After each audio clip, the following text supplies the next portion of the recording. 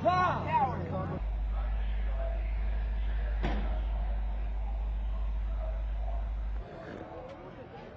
him out there.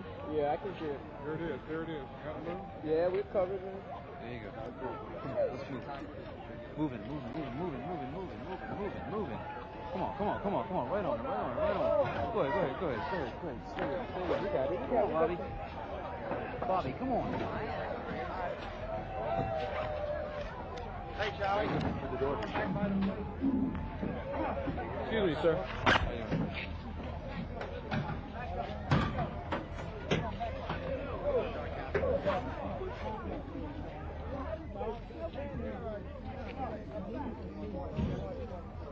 Then we go to Cusses, man. That's a good fight, too. What? Yeah.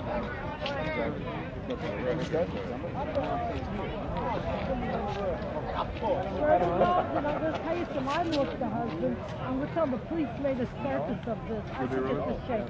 2 hours.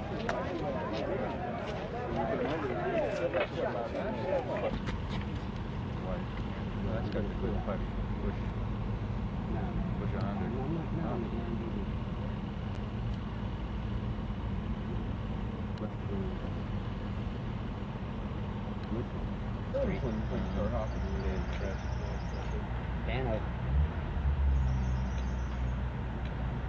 Where's Bruno's candy store, bro?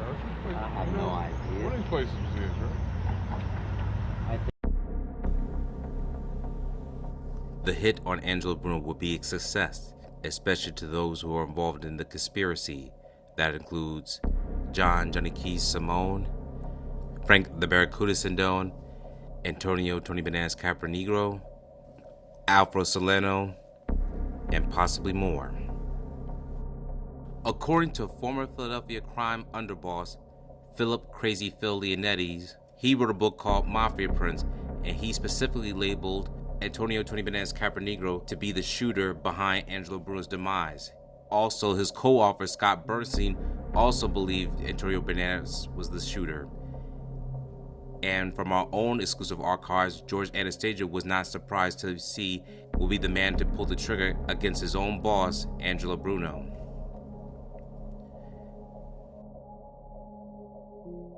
Gotcha. And then I keep hearing, because I don't hear disputes about Antonio Bananas Caponigro being his executioner, because I think Philip Leonetti said that in Mafia Prince, the fall of La Cosa Nostra. But I'm just curious, like, has there ever been like case closes for some of these members, or is always? I mean, what happened was, I think Caponigro, in fact, he might have even been the shooter that night. Or some people say he was the actual gunman with the shotgun.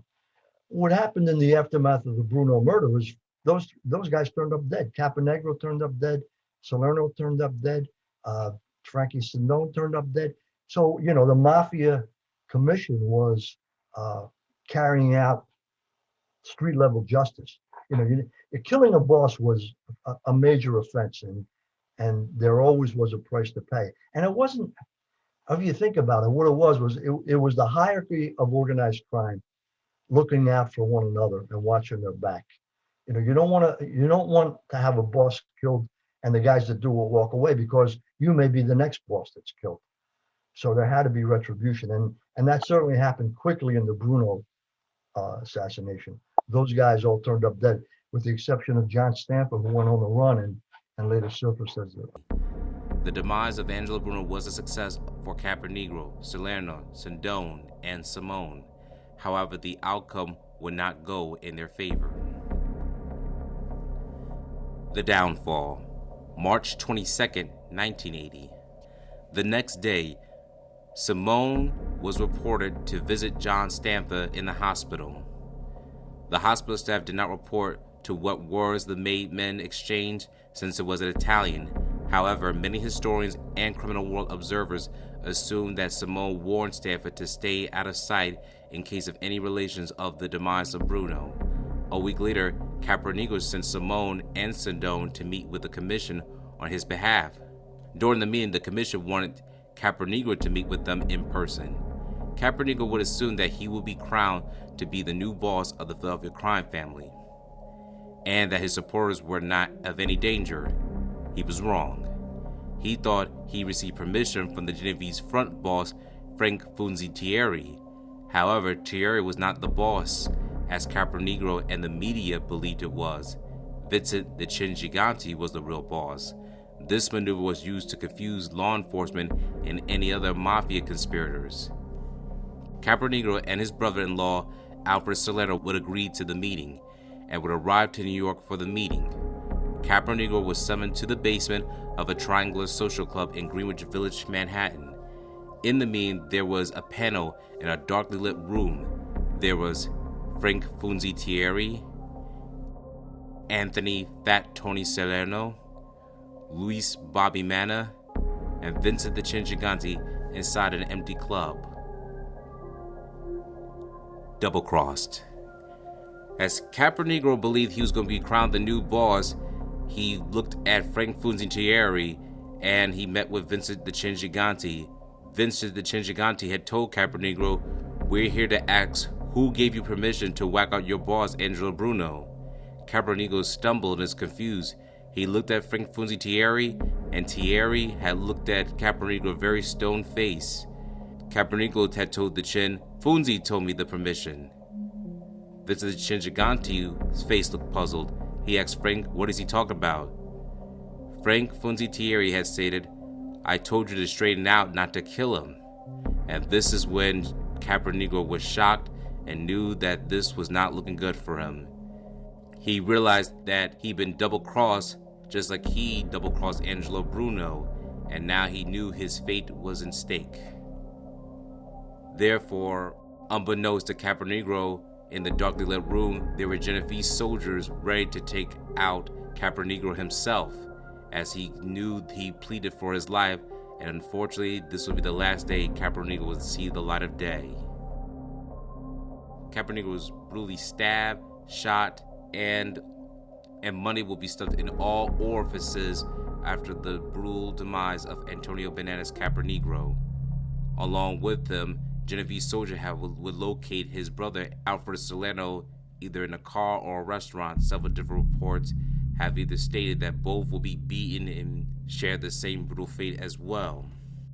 Somewhere in the Bronx, Antonio Bananas Caponigro will be found in the trunk of a car, and then when police discover his body brutally beaten and money stuffed in all orifices, they knew this would be a sign of greed from the mafia message. As the media circulated the news of the brutal demise of Caponigro and Salerno, Simone, Stampa, and Sedone had feared that they would be next in line of losing their lives, as all men tried to remain low-key as possible. The commission, the bosses of the five families, had officially made Philly underboss Philip the Chicken Man Testa the new boss of the Philadelphia crime family. Testa was ordered by the commission to eliminate all the members who were involved in the Angelo Bruno mob hit. Johnny Keys Simone wanted to overthrow Testa in order to take over the family himself. He would reach out to two powerful men, James T. Licavoli and John Pinas Tronolole. James T. Licavoli was the boss of the Cleveland crime family, and John Pinas Tronolole was a mobster who would be the head of the Cleveland crime family in the 1980s. Simone will request their support to help him overthrow Philip Testa. However, both men would double-cross Simone. Licavoli will report to the commission about Simone's ideas to take over the family without their sanction. Therefore, Johnny Keys Simone was marked for death. The commission was upset with Bruno's unsanctioned murder, issued a death edict for Philadelphia gangster Johnny Keys Simone. Simone was aware that he was in trouble. Simone traveled to Florida to ask John Tronolone to intercede for him with Anthony Fat Tony Salerno. Tronolone called Salerno, who told him that Simone's fate was sealed. At Salerno's request, Tronolone assured Simone that everything was now okay and that he should return to New York and talk to Salerno.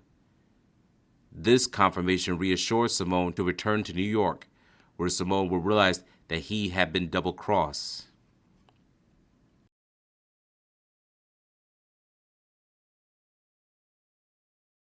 Thank you for watching this video. Please subscribe to our channel and check out more of our content. Feel free to give your feedback and suggestions on what we should do next in the comments. This is Infinite Lee Productions. We love ya.